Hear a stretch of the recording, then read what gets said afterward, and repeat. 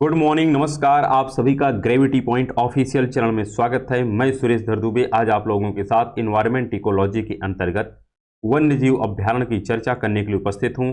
Channel को subscribe, like एवं share करने के लिए आप सभी का धन्यवाद। यदि आपने अभी तक चैनल को सब्सक्राइब नहीं किया तो चैनल को सब्सक्राइब करें, लाइक करें एवं प्रमोट करें, इससे प्रत्येक वीडियो का नोटिफिकेशन आप लोगों तक समय समय पर उपलब्ध हो सके। प्रत्येक वीडियो का पीडीएफ मटेरियल भी टेलीग्राम चैनल पर उपलब्ध है, आप उसे वहां से डाउनलोड करें। इसका लिंक नीचे कमेंट बॉक्स में दिया गया है। इस प्लेटफॉर्म के माध्यम से आप लोगों को प्रैक्टिस सीरीज, मानचित्र द्वारा विश्व के भूगोल की सीरीज, इन्वायरमेंट इकोलॉजी की सीरीज, साथ में कॉन्सेप्ट ज्योग्राफी की सीरीज और समय समय पर क्विज टाइप के प्रश्न भी उपलब्ध हो रहे हैं। तो आप इन सभी मटेरियल का भरपूर लाभ उठाएं और अपने एग्जाम को बेहतर करने का पूरा प्रयास करें। हमें आशा है कि आप लोग स्वस्थ होंगे, मस्त होंगे और अपनी पढ़ाई में संलग्न होंगे। तो आइए आज हम प्रारंभ करते हैं वन्य जीव अभ्यारण्य के विषय में, अर्थात वाइल्ड लाइफ सेंचुरी। हम लोग यह डिस्कशन कर चुके हैं सबसे पहले ही कि जो आरक्षण की विधि होती है उसमें एक मेथड होता है इन सीटू, एक मेथड होता है एक्स सीटू, लेकिन जहां पर दोनों का कॉम्बिनेशन होता है उसे हम वन्य जीव अभ्यारण्य कहते हैं। अगर संरक्षण के दृष्टिकोण से देखें तो जो हमारे नेशनल पार्क हैं वहां पर संरक्षण ज़्यादा होता है तुलनात्मक तौर पर वन्य जीव अभ्यारण्य के। इसलिए वन्य जीव अभ्यारण्य में आप देखते हैं कि यहाँ पर पशु चारण का परमिशन होता है और कह सकते हैं अनुमति के साथ यहाँ पर शिकार की अनुमति भी होती है। जबकि अगर हम नेशनल पार्क की बात करें तो वहाँ पर ना तो पशु चारण होता है और ना तो वहाँ पर किसी प्रकार का मानवजनित गतिविधियाँ संभव हैं। तो ये बेसिक डिफरेंस होता है। तो शेष जानकारी और यहाँ पर हम प्राप्त कर लेते हैं कि जो वन्य जीव अभ्यारण्य है, वन्य जीवों का संरक्षण प्रदान करने के लिए वन्य जीव अभ्यारण्य की स्थापना की जाती है, जिनमें कुछ वन्य जीव विहार होते हैं और कुछ वन्य पक्षी विहार होते हैं। यहाँ पर दो होता है, एक वन्य जीव विहार होता है और एक वन्य पक्षी विहार होता है। साथ में अगर हम बात करें, यहाँ पर कुछ ऐसे भी होते हैं कि जिनके हम देखें अगर वर्तमान में, तो वर्तमान में टोटल जो संख्या इनकी है ये है 567। इसके विषय में हम लोग डिस्कशन कर चुके हैं इनविस में। इसमें डिस्कशन कर चुके हैं इनविस में, अर्थात इसके अनुसार हमने यह डिस्क्राइब किया था कि भारत में टोटल जो संरक्षित क्षेत्र हैं इनकी संख्या कितनी है, इसमें राष्ट्रीय उद्यान कितने हैं, वन्य जीव अभ्यारण्य कितने हैं, सामुदायिक रिजर्व कितने हैं, सबकी चर्चा हम लोग किए। तो इसी आकलन के आधार पर इनविस की जो रिपोर्ट है जनवरी 2023 में, इसी के अनुसार आपके पास टोटल जो वन्य जीव अभ्यारण्य इनकी संख्या 567 है। और इसमें भी अगर हम देखें, अंडमान निकोबार में सर्वाधिक वन्य जीव अभ्यारण्य पाए जाते हैं। कितने हैं? 96 हैं। इसका तात्पर्य है कि वन्य जीव अभ्यारण्य में दो पार्ट है, एक पक्षी विहार है और एक जीव विहार है। तो ये हमको ध्यान में रखना है। अगर हम बात करें यहाँ पर कुछ प्रमुख वन्य जीव अभ्यारण्यों की जो किसी न किसी कारण से चर्चा में रहे हैं, उनका यहाँ पर जिक्र किया गया है। शेष यदि कोई और भी भविष्य में वन्य जीव अभ्यारण्य चर्चा में रहता है तो उसको भी हमको ध्यान में रखना होगा। जैसे सबसे पहले यहाँ पर है दांडेली अभ्यारण्य। ये जो दांडेली अभ्यारण्य कहाँ पर है? कर्नाटक में स्थित है और यह एक वन्यजीव अभ्यारण्य है। इसका कुल एरिया जो है ये है 886 वर्ग किलोमीटर। इसी प्रकार अगला जो वन्यजीव अभ्यारण्य, इसका नाम है बोंडला वन्यजीव अभ्यारण्य। यह जो वंडला है ये कहाँ पर है? उत्तर पूर्व गोवा के सेक्शन में स्थित है और 8 वर्ग किलोमीटर इसका पूरा एरिया है। साथ में अगर बात करें कि यह जो अभ्यारण्य है यह विशेषतः स्कूली छात्रों के लिए आकर्षण का केंद्र होता है। यह आपसे प्रश्न पूछा जा सकता है, ऐसा कौन सा वन्यजीव अभ्यारण्य है जो स्कूली छात्रों के लिए आकर्षण का केंद्र है? तो उसका नाम है बोंडला वन्यजीव अभ्यारण्य, जो कहाँ पर है? गोवा में है। और गोवा के किस सेक्शन में है? उत्तर पूर्व के हिस्से में स्थित है। इसी प्रकार अगर बात करें कांगेर घाटी राष्ट्रीय पार्क जो है ये छत्तीसगढ़ में है। कांगेर घाटी हम लोग समझते हैं छत्तीसगढ़ में है। तो कांगेर घाटी जो नेशनल पार्क है या कांगेर घाटी वन्यजीव अभ्यारण्य ये छत्तीसगढ़ में है। इसी प्रकार अगर हम ओरंग की बात करें, ओरंग जो वन्यजीव अभ्यारण्य है ये असम में है। कहाँ पर है? असम में है। और इसे मिनी काजीरंगा के नाम से भी जाना जाता है, क्योंकि एक काजीरंगा है असम में और एक है ओरंग। ओरंग को हम लोग कहते हैं मिनी काजीरंगा। तो ऐसा भी पूछा जा सकता है, किसे मिनी काजीरंगा के नाम से जाना जाता है? तो उसका आंसर हो जाएगा ओरंग। इस प्रकार से वन लाइनर प्रश्न कह सकते हैं कि संभावित होते हैं एग्जाम में और पूछे भी गए हैं अतीत में, इसलिए भविष्य में भी पूछे जाएंगे। इसी प्रकार उसोकोठी जो वन्यजीव अभ्यारण्य है यह उड़ीसा संबलपुर के सेक्शन से मात्र 45 किलोमीटर की दूरी पर स्थित। बस इतना समझिएगा, ऊषाकोठी जो वन्यजीव अभ्यारण्य है यह संबलपुर उड़ीसा में स्थित है। इसी प्रकार अगर बात करें अगले वन्यजीव अभ्यारण्य की, जिसका नाम है शुक्ला फांटा वन्यजीव अभ्यारण्य, यह नेपाल के तराई क्षेत्र में स्थित है, अर्थात शिवालिक वाले सेक्शन में स्थित है। और इसका टोटल अगर बात करें एरिया जो है, एरिया यहाँ पर 305 वर्ग किलोमीटर है। और यह जो क्षेत्र है वर्ष 1969 तक शिकार के रूप में प्रबंधित किया गया था, लेकिन वर्ष 1976 से इसे वन्यजीव अभ्यारण्य का दर्जा प्रदान कर दिया गया। तो ये नेपाल में है, बस इतना ध्यान रखिएगा, कहाँ पर है, नेपाल में है, लेकिन भारत के उत्तरी सेक्शन से संबंध रखता है, तराई बेल्ट से संबंध रखता है, इसलिए इसकी चर्चा यहाँ पर प्रासंगिक है। इसी प्रकार गिर, रणथंभौर एवं कार्बेट जो उद्यान है ये बाघों के लिए जाने जाते हैं। तो आपसे कभी भी पूछा जा सकता है, गिर जो आपके राजस्थान का है, अरे गुजरात का है गिरवन, तो ये किसके लिए जाने जाते हैं, बाघों के लिए जाने जाते हैं, जबकि गिरवन जो किसके लिए जाता है, एशियाई लाइन के लिए जाने जाते हैं। इसी प्रकार अगर बात करें चंद्रप्रभा जो वन्यजीव अभ्यारण्य है, यह उत्तर प्रदेश के चंदौली जिले में लगभग 78 वर्ग किलोमीटर क्षेत्रफल में विस्तारित है, जो वाराणसी से लगभग 70 किलोमीटर की दूरी पर स्थित है। तो चंद्रप्रभा उत्तर प्रदेश का एक वन्यजीव अभ्यारण्य है, इसको हमें ध्यान में रखना होगा। इसी प्रकार एक सींग वाला गैंडा अर्थात राइनो है, और इसके लिए जो वन्यजीव अभ्यारण्य इसका नाम है काजीरंगा वन्यजीव अभ्यारण्य। यह काफ़ी ज़्यादा चर्चा में रहता है। इसका कुल एरिया है 858.98 वर्ग किलोमीटर, अर्थात 859 वर्ग किलोमीटर क्षेत्रफल फैला है। और इस अभ्यारण्य में एक सींग वाले गैंडे, क्या ध्यान रखना है, एक सींग वाले गैंडे एवं हाथियों का प्रमुख रूप से निवास यहाँ पर है। यहाँ पर यह भी स्पष्ट होना चाहिए कि व्याघ्र अर्थात यहाँ पर टाइगर रिजर्व नहीं है, यह टाइगर रिजर्व नहीं है। हमने पहले ही कहा कि एक ही प्लेस को अलग अलग दृष्टिकोण से अलग अलग प्रकार का दर्जा प्रदान किया जाता है, कि उसी को हम लोग वन्यजीव अभ्यारण्य भी कह सकते हैं, उसी को टाइगर रिजर्व भी कह सकते हैं, उसी को अगर देखें जैवमंडल आरक्षित क्षेत्र का भी दर्जा दे देते हैं, कभी कभी उसी को हम लोग कह सकते हैं आर्द्रभूमि का भी दर्जा प्रदान करते हैं। तो यहाँ पर ध्यान रखना है कि जो काजीरंगा आपका वन्यजीव अभ्यारण्य है, यह एक सींग वाले गैंडे के लिए प्रमुख रूप से प्रसिद्ध है, साथ में हाथियों का भी यह प्रमुख निवास स्थल है, लेकिन यह व्याघ्र अभ्यारण्य नहीं है। जबकि कान्हा जो मध्य प्रदेश में है, रणथंभौर जो राजस्थान में है, और बांधवगढ़ जो मध्य प्रदेश में है, ये सब प्रोजेक्ट टाइगर में शामिल एक प्रकार से व्याघ्र अभ्यारण्य हैं। इसी प्रकार अगर बात करें मानस जो असम का एक वन्यजीव अभ्यारण्य है, यह विशेष रूप से बाघों तथा भारतीय गैंडों के लिए प्रसिद्ध। तो यही आपसे पूछा जा सकता है कि असम का कौन सा ऐसा वन्यजीव अभ्यारण्य है जहां पर गैंडा और टाइगर दोनों को संरक्षित करने का कार्य किया जाता है, तो उसका नाम है मानस। मानस एक टाइगर रिजर्व भी है, जबकि काजीरंगा टाइगर रिजर्व नहीं है, जबकि क्या है, यह एक अभ्यारण्य है जहां पर एक सींग वाले गैंडे और हाथियों का संरक्षण सुनिश्चित किया जाता है। इसी प्रकार अगर बात करें, यह एक प्रोजेक्ट टाइगर रिजर्व भी है, हाथी रिजर्व भी है एवं बायोस्फीयर रिजर्व भी है।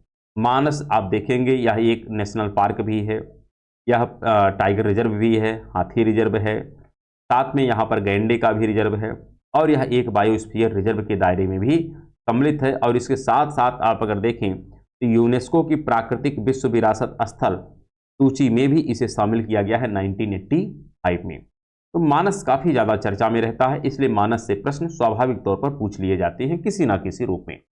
और यही मानस है जहाँ से ब्रह्मपुत्रा नदी गुजरती भी है। फिर अगर आगे हम बात करें, आगे है करेरा वन्यजीव अभ्यारण्य। यह मध्य प्रदेश के शिवपुरी जिले से शिवपुरी जिले में लगभग 202 वर्ग किलोमीटर क्षेत्रफल फैला हुआ है, तथा उत्तर प्रदेश के झांसी जिले से मात्र इसकी दूरी है 44 किलोमीटर। तो ये भी हमसे पूछा जा सकता, अर्थात उत्तर प्रदेश से सटा हुआ है, और वैसे इसका प्लेस कहाँ पर है, मध्य प्रदेश के शिवपुरी जिला में है। इसी प्रकार अगर बात करें जयसमंद वन्यजीव अभ्यारण्य, इसका एरिया लगभग 52 वर्ग किलोमीटर क्षेत्रफल में फैला है, तथा यह राजस्थान के उदयपुर जिले में स्थित, कहाँ स्थित है, राजस्थान के उदयपुर जिले में स्थित है, और उदयपुर नगर मुख्यालय से मात्र 48 किलोमीटर की दूरी पर यह स्थित है। इसी प्रकार अगर हम नाहरगढ़ की बात करें, जो नाहरगढ़ वन्यजीव अभ्यारण्य है, यह एक लघु अभ्यारण्य है, अर्थात इसका जो एरिया है 50 वर्ग किलोमीटर क्षेत्रफल है, जो राजस्थान के जयपुर जिले में स्थित है।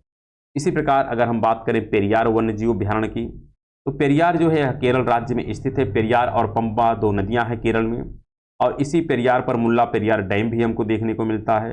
तो पेरियार एक वन्यजीव अभ्यारण्य है जहाँ पर जंगली हाथियों के लिए प्रसिद्ध है। इसीलिए जो माइक की साइट इंडिया में चयनित की गई हैं 10, उसमें आप देखेंगे तो दक्षिण भारत के भी बहुत सारे सेक्शन आते हैं, पूर्वोत्तर के भी आते हैं, उड़ीसा और वेस्ट बंगाल के भी सेक्शन आते हैं, क्योंकि यहाँ पर हाथियों का निवास स्थल प्राकृतिक रूप से पाए जाते हैं। इसी प्रकार अगर हम बात करें जंगली गधों की, तो जंगली गधों का एक अभ्यारण्य है गुजरात राज्य के कच्छ रण में। कहाँ पर है?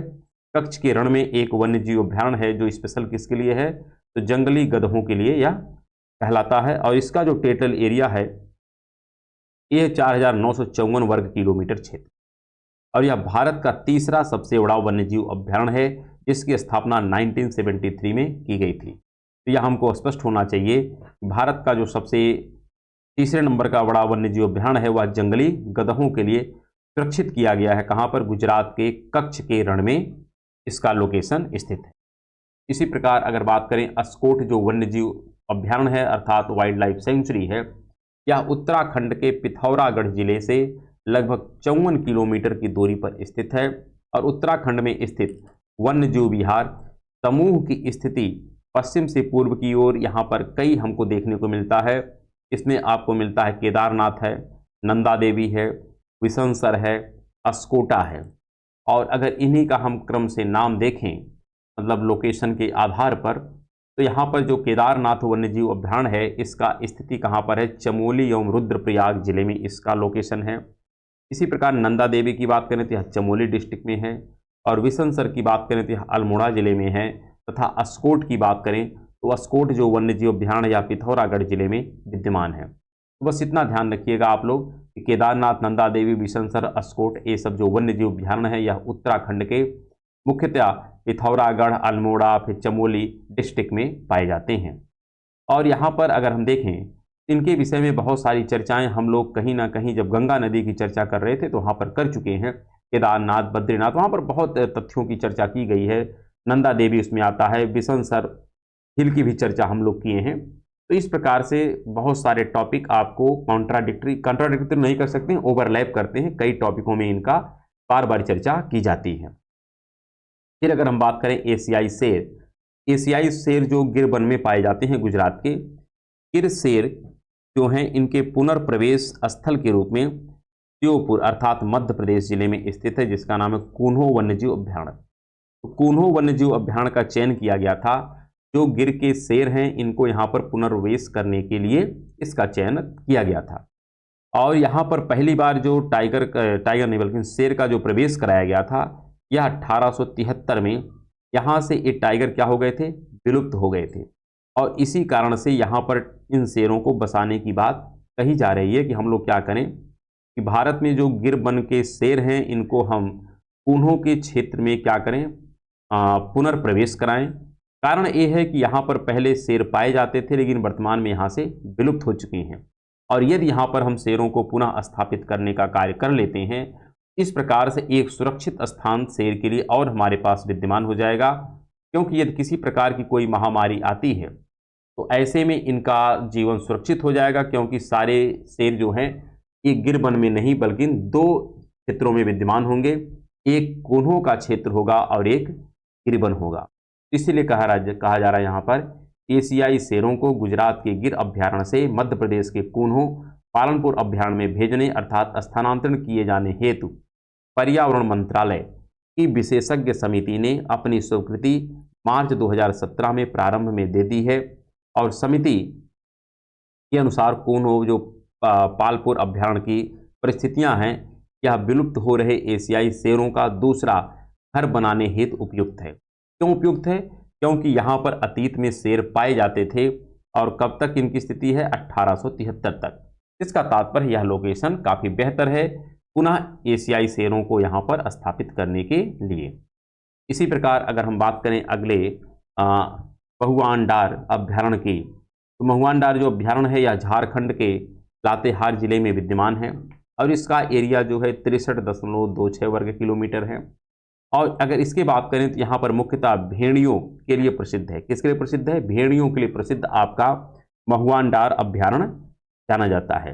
इसी प्रकार अगर हम बात करें यहाँ पर अन्य जो प्राणी हैं इसमें खरगोश है, नेवला है, चूहा है, गिलहरी है, छोटे हिरण हैं तथा भूमि पर रहने वाले कुछ पक्षी भी यहाँ पर पाए जाते हैं।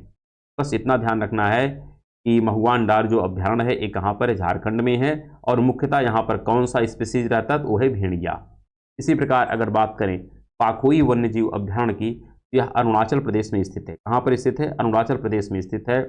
और मूलतः यह जो क्षेत्र है पक्के संरक्षित वन्य के नाम से जाना जाता है।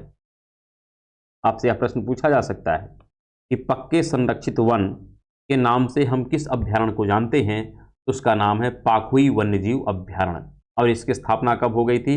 वर्ष 1977 में। तो यह वर्ष की स्थापना हमको याद करने की विशेष जरूरत नहीं है, बस इतना याद रखना है कोई वन्यजीव अभ्यारण्य किस राज्य में है और इसका कोई अगर विशेषता है तो उसको हमें याद कर लेना है। जैसे पाखुई कहाँ पर है? अरुणाचल प्रदेश में है। इसका अल्टरनेट नाम क्या है? पक्के संरक्षित वन। चलिए यहाँ पर जो अगला वन्यजीव अभ्यारण्य है इसका नाम है गोमर्दा वन्यजीव अभ्यारण्य। ये जो गोमर्दा वन्यजीव अभ्यारण्य है छत्तीसगढ़ राज्य के रायगढ़ जिले में सारंगगढ़ के निकट स्थित है और इसकी स्थापना 1975 में हुई थी। 275 वर्ग किलोमीटर क्षेत्र में फैला हुआ है और यहाँ पर बहुत ही आकर्षक स्थल भी विद्यमान है। यहाँ पर विभिन्न प्रकार के जंगली जीव भी पाए जाते हैं, क्योंकि अगर कोई अभ्यारण्य है तो स्वाभाविक तौर पर वहाँ जंगली जीव पाए ही जाएंगे। और विभिन्न प्रकार के हिरण एवं जंगली भैंसा भी यहाँ पर प्रमुख रूप से पाया जाता है। तो गोमर्दा वन्यजीव अभ्यारण्य कहाँ है? छत्तीसगढ़ जिले में, छत्तीसगढ़ राज्य के रायगढ़ जिले में। स्थान का नाम है सारंगगढ़ के निकट स्थित। इसी प्रकार अगर बात करें भीम बांध वन्यजीव अभ्यारण्य, ये जो भीम बांध वन्यजीव अभ्यारण्य है इसकी स्थापना 1976 में बिहार के मुंगेर जिले में हुई थी। कहाँ हुई थी? मुंगेर जिले में यह स्थित है और इसका टोटल एरिया है 681.99 अर्थात 682 वर्ग किलोमीटर। इसी प्रकार अगर बात करें ग्रेट इंडियन हॉर्नबिल का, तो ग्रेट इंडियन जो हॉर्नबिल है इसका अगर प्राकृतिक आवास की बात करें तो ये पश्चिमी घाट है। पश्चिमी घाट जो हम बात करें ताप्ती नदी से प्रारंभ होता है और कन्याकुमारी तक जाता है, जिसके अंतर्गत कई सेक्शन आते हैं जिसमें हम बात करते हैं कि किस प्रकार से कन्नड़ तट है, कोंकण तट है और वहाँ पर मालाबार तट है। तो ये सब चर्चाएं हम लोग अतीत में कर चुके हैं। और यहाँ पर जो चर्चा है ये है इस पक्षी का वैज्ञानिक नाम क्या है? ब्यूसेरसस बाइकान्सियर्स। तो आपसे ये नाम वैसे तो उतना प्रासंगिक है नहीं, क्योंकि यह हाल फिलहाल में चर्चा में यह पक्षी नहीं है। हाँ, यदि किसी कारण से ग्रेट इंडियन हॉर्नबिल पुनः चर्चा में आता है तो इसका वैज्ञानिक नाम अपेक्षित है, आपसे पूछा जा सकता है। साथ में यहाँ पर देखिए कि यह एक पक्षी विशेष प्रकार का घोंसला भी बनाता है। ये जो पक्षी हॉर्नबिल है यह विशेष प्रकार का घोंसला बनाता है, लेकिन वर्तमान में क्या है, वनों की कटाई होने से इस पक्षी का जो प्राकृतिक आवास है यह नष्ट हो रहा है। स्वाभाविक सी बात है, यदि किसी का प्राकृतिक आवास विनष्ट हो जाएगा ऐसे में यह प्राणी जो है ये भी विलुप्त हो जाएगा। भारत के अलावा यह जो पक्षी है यह नेपाल में पाया जाता है, भूटान में पाया जाता है, चीन में, इंडोनेशिया में इत्यादि देशों में भी इसका कह सकते हैं स्पीसीज देखने को मिलते हैं।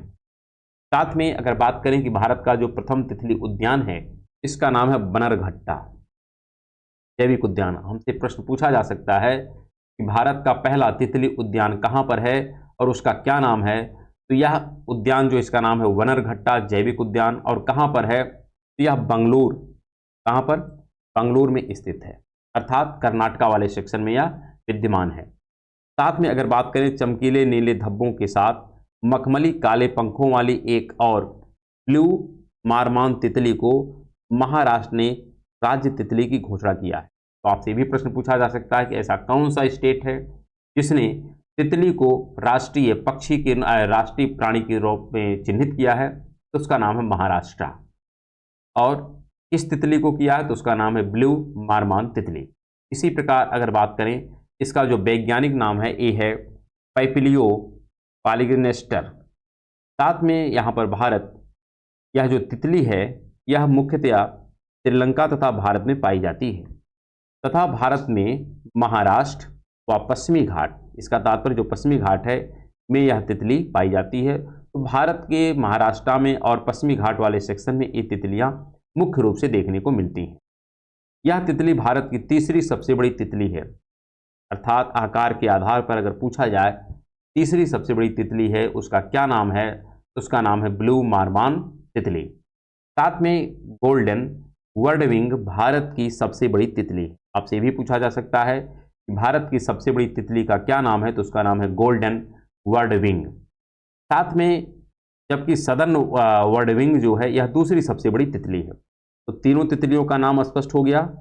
एक है गोल्डन वर्डविंग, सबसे बड़ी है। दूसरा नाम है सदर्न वर्डविंग, यह दूसरी सबसे बड़ी है। और तीसरी सबसे बड़ी जो है उसका नाम क्या है, ब्लू मरमान तितली। साथ में यहां बात करें, इसे कर्नाटक ने राज्य तितली का दर्जा दिया है। इसे कर्नाटक ने राज्य तितली का दर्जा दिया है, तो सदर्न वर्डविंग को। इसी प्रकार अगर बात करें कि भारत में कुल 4 ऐसे राज्य हैं, अर्थात महाराष्ट्र एक तो आपने देख लिया, कर्नाटका भी आपने देख लिया, उत्तराखंड और अरुणाचल प्रदेश भी क्या किया है, तितली को यहाँ पर राज्य तितली का दर्जा प्रदान किया है। तो आपसे पूछा जा सकता है कि वर्तमान में कितने ऐसे राज्य हैं जिन्होंने तितली को मतलब राज्य तितली का दर्जा प्रदान किया है, तो ये है 4, महाराष्ट्र, कर्नाटका, उत्तराखंड और अरुणाचल प्रदेश। यहाँ पर बात करें कि अगर हम वन्यजीव अभ्यारण्य की बात कर रहे हैं तो ये भी देखना होगा कि उत्तर प्रदेश में कितने वन्यजीव अभ्यारण्य विद्यमान हैं। उत्तर प्रदेश में टोटल जो वन्यजीव अभ्यारण्य है इनकी संख्या वर्तमान में 26 है। कितनी है, 26 है। और यह आंकड़ा हमेशा परिवर्तनशील होता है। कभी किसी पक्षी विहार को वन्यजीव अभ्यारण्य में कन्वर्ट कर दिया जाता है, तो कभी किसी वन्यजीव अभ्यारण्य को पक्षी विहार में कन्वर्ट कर दिया जाता है, इसलिए इसमें थोड़ी सी दुविधा विद्यमान रहती है। फिर भी एग्जाम से पूर्व जो भी आंकड़े हमारे सामने आएंगे उसको एक बार पुनः आप वेरीफाई अवश्य करिएगा। यहाँ पर अगर हम बात करें पक्षी विहार की, तो 15 पक्षी विहार हैं और इनके नाम क्रमशः यहाँ पर दिए गए हैं। जैसे नवाबगंज पक्षी विहार एक कहाँ पर है, उन्नाव में है। इसी प्रकार तमसपुर पक्षी विहार कहाँ है, रायबरेली में है। लाख बहोसी पक्षी विहार कहाँ है, कन्नौज में है। टांडी पक्षी विहार कहाँ है, हरदोई में है। पखीरा पक्षी विहार कहाँ है, संत कबीर नगर में है। ओखला पक्षी विहार कहाँ है, गौतम बुद्ध नगर अर्थात जो हमारे नोएडा वाले सेक्शन हैं। इसी प्रकार समान पक्षी विहार कहाँ है, मैनपुरी में है। पार्वती अरंगा पक्षी विहार कहाँ है, गोंडा में है। शेष यहाँ पर जो विजय सागर पक्षी विहार है ये कहाँ पर है, महोबा में है। पटना पक्षी विहार कहाँ है, एटा में है। सुर सरोवर पक्षी विहार कहाँ है, आगरा एवं इटावा में है। इसी प्रकार जयप्रकाश नारायण पक्षी विहार अर्थात जिसको हम कहते हैं सुरहा ताल, यह आपसे पूछा जा सकता है कि सुरहा ताल का नाम क्या है, उसे कहते हैं जयप्रकाश नारायण पक्षी विहार। कहाँ पर है, बलिया में है। जयप्रकाश जी बलिया के ही रहने वाले थे, तो उन्हीं के आधार पर इसका नामकरण कर दिया गया था, जबकि अतीत में इसका नाम था सुरहा ताल। इसी प्रकार डॉक्टर भीमराव अंबेडकर जो पक्षी विहार है ये कहाँ पर है, ये है प्रतापगढ़ में। इसी प्रकार शेखा जो झील है ये कहाँ पर है, अलीगढ़ में है। और चांद खमहरिया अर्थात कृष्ण मृग ये भी जो पक्षी विहार है ये कहाँ पर है, मेजा इलाहाबाद में है। कहाँ पर है, मेजा इलाहाबाद में। शेष यहाँ पर कुछ वन्यजीव विहार हैं जिसकी चर्चा हमें स्पष्ट होनी चाहिए। जैसे सोहगी बरवा एक वन्यजीव विहार है, कहाँ पर है, महाराजगंज अर्थात गोरखपुर के नज़दीक यह स्थित है। इसी प्रकार हस्तिनापुर वन्यजीव विहार कहाँ पर है, तो यह कई जिलों में मिक्सअप है, अर्थात इसमें मेरठ का भी सेक्शन आता है, हापुड़ भी है, बिजनौर है, अमरोहा है और मुजफ्फरनगर के क्षेत्र में यह विस्तारित है। इसी प्रकार अगर बात करें कैमूर वन्यजीव अभ्यारण्य कहाँ पर है, मिर्जापुर एवं सोनभद्र में यह विद्यमान है। इसी प्रकार महावीर स्वामी वन्यजीव अभ्यारण्य कहाँ पर है, यह ललितपुर में है, अर्थात उत्तर प्रदेश का दक्षिणी जो सेक्शन है जो मध्य प्रदेश से टच करता है। इसी प्रकार बात करें जो चंबल वन्यजीव विहार है ये कहाँ पर है, आगरा एवं इटावा में है। चंद्रप्रभा जो वन्यजीव अभ्यारण्य है कहाँ पर है, चंदौली में है, अभी हम लोग कुछ समय पहले देख चुके हैं। इसी प्रकार कछुआ वन्यजीव विहार कहाँ पर है, यह वाराणसी में है। किशनपुर वन्यजीव विहार कहाँ पर है, यह लखीमपुर खीरी में है। रानीपुर वन्यजीव विहार कहाँ पर है, वांदा में है। कतरनिया घाट वन्यजीव विहार कहाँ पर है, बहराइच में है। और सोहेलवा वन्यजीव विहार कहाँ पर है, यह बलरामपुर, गोंडा और श्रावस्ती के जिले में फैला हुआ है। तो इतनी जो चर्चाएं थी यह किसी न किसी रूप में वन्यजीव अभ्यारण्य से संबंध रखती हैं, चाहे यह उत्तर प्रदेश का हो चाहे यह शेष भारत का हो। जहाँ तक संभव था इसकी चर्चाएं हम लोगों ने आज के एपिसोड में किया है। यदि इस पर किसी प्रकार के समकालीन मुद्दे आते हैं तो उसकी चर्चा हम लोग एग्जाम के दौरान पुनः कर लेंगे। तो अब हम लोग नेक्स्ट टॉपिक मिलेंगे, तब तक के लिए नमस्कार, धन्यवाद।